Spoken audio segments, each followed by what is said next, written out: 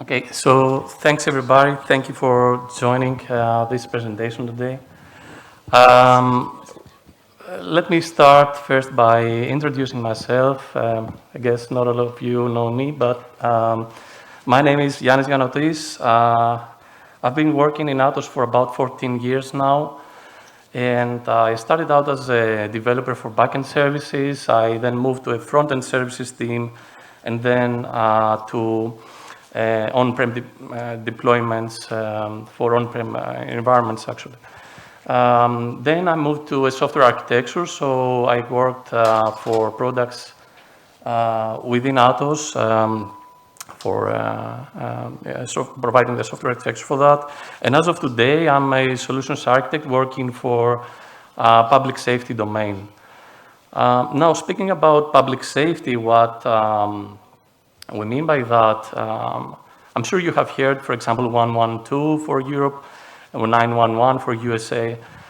So we mainly speak about emergency calls, emergency systems, and this is what we're going to focus on today for this presentation.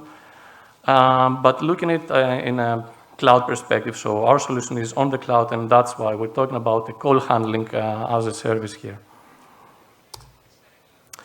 A few things before going into the core part of the presentation. Athos is a global organization, spans across more than 70 countries around the world, and has more than 100,000 people, also employees around the world, focusing on really many different domains and areas within the company. Now, in Athos, Greece, what we're working on, we're designing and building products, mainly communication products. And our focus and strong focus over the last years is emergency communication systems, as we said earlier. So we're talking about next generation 911 calls and 112 calls. Now,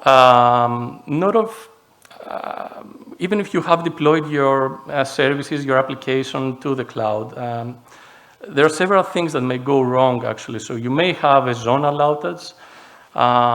You may also face some regional outages. I mean, whole geographic region may go down.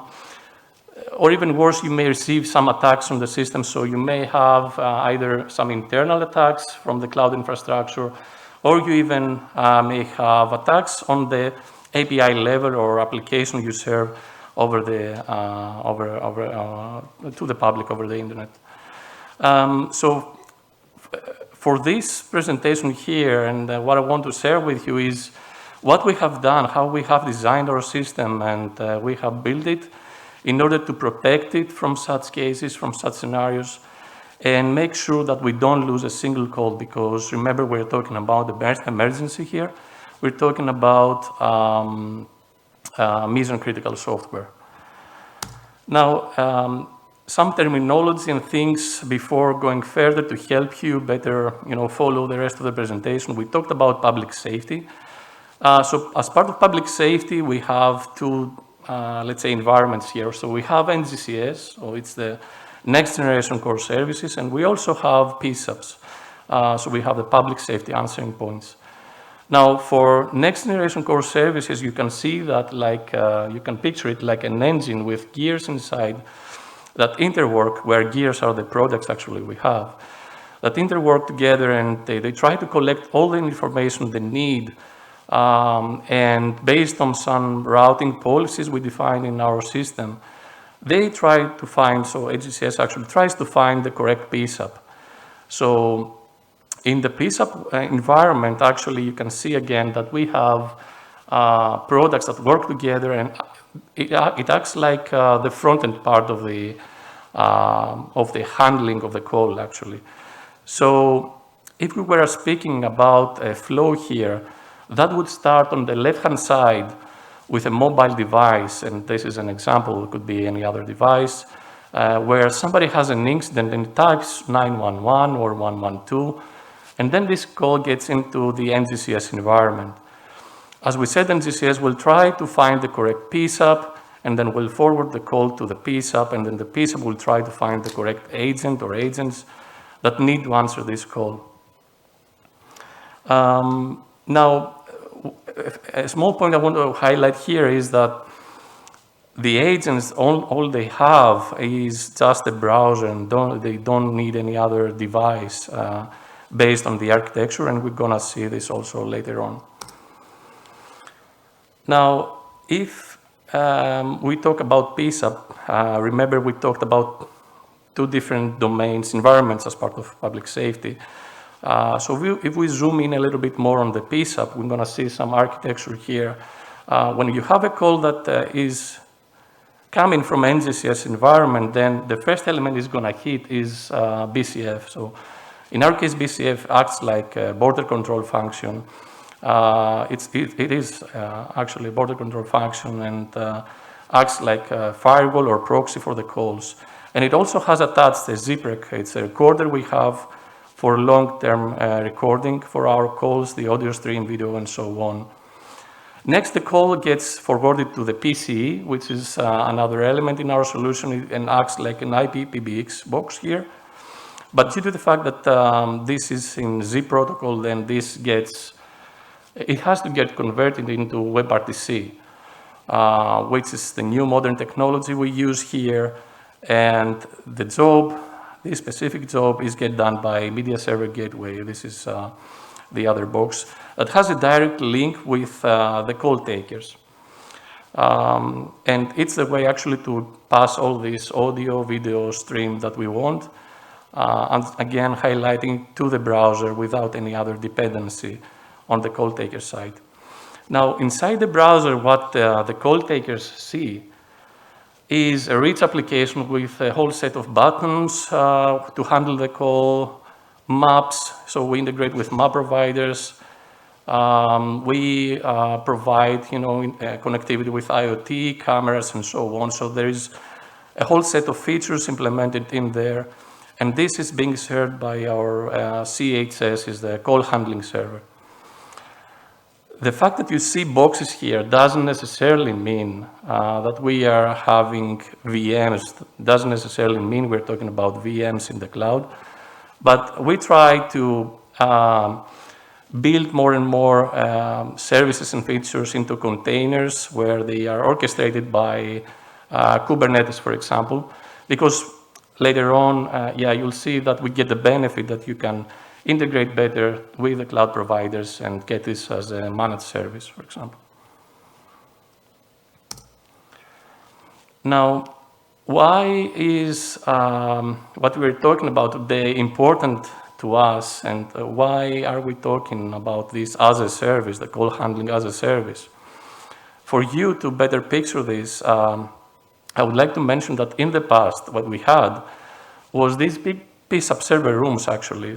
You can imagine those, they're actually server rooms with a lot of computing, networking, storage, infrastructure, virtualization sitting on top of that. People needed to maintain all this infrastructure, build this infrastructure, cooling systems, air conditioning, you can imagine that. So this was a great, big effort for the customers, the PSAP customers that had to maintain this themselves. Moving to today, what we require actually is just an endpoint. So what we require from the PSAP customers is an endpoint that from the cloud, we can connect to that endpoint and provide this connectivity between the two. And with the help of the browser, as we said earlier, they can start serving calls, and that's it.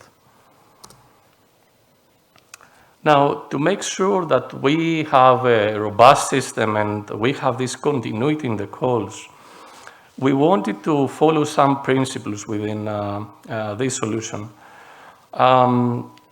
First of all, we are talking about availability. So it's something that we spent hours working, designing, how our system should behave to offer this high availability part, which is even better than redundancy, for example. And as you see here, we're not only talking about replicating services and data across zones, but also across regions. Even though regions do not go down that often, as we know today, It's important for us to not have a single point of failure because, again, we're talking about emergency systems. Excuse me for a while, I need some water.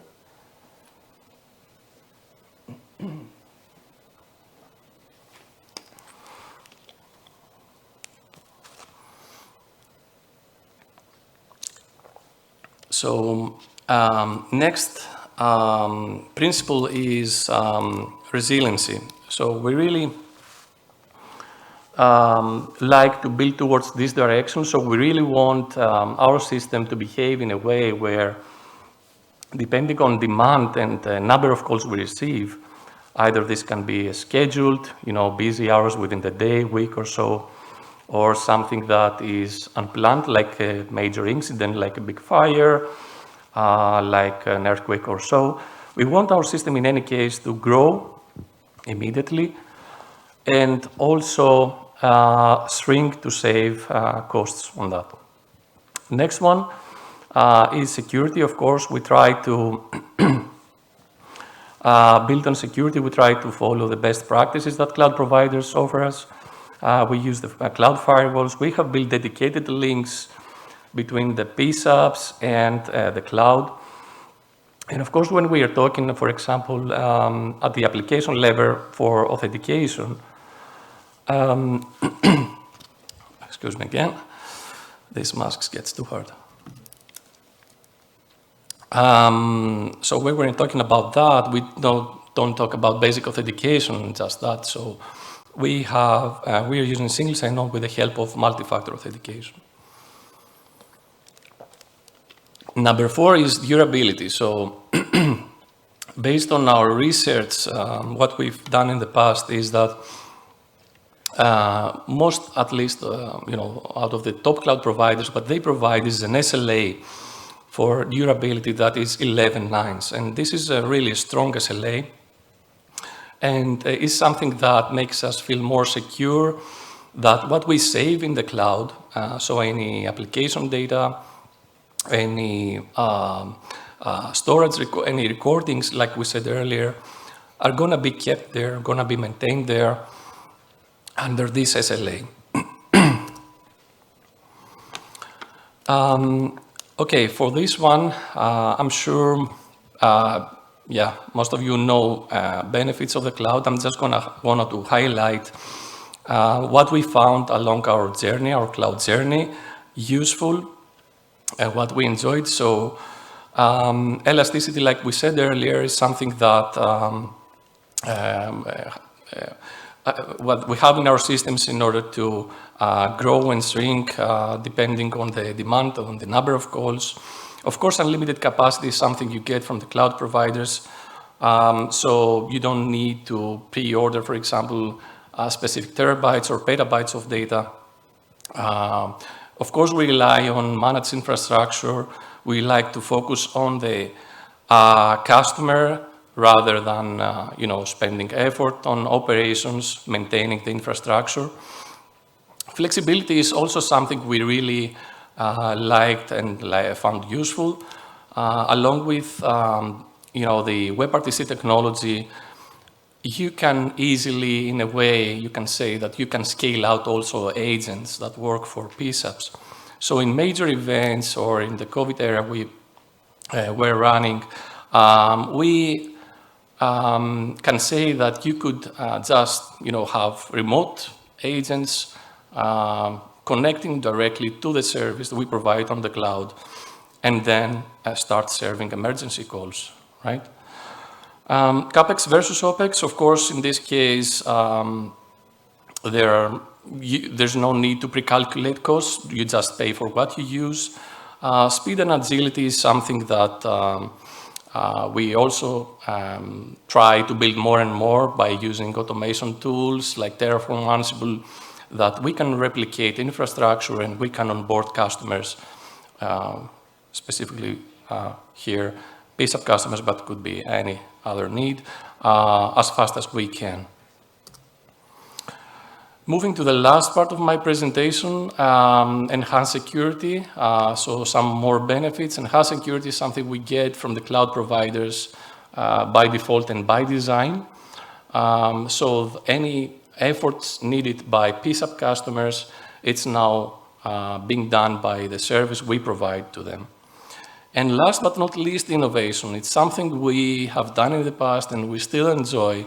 So it's much easier when you are in the cloud to, for example, use some APIs you get, or use the tools that they provide you, and then build your idea, your innovation, and something that, of course, differentiates us from competition, for example.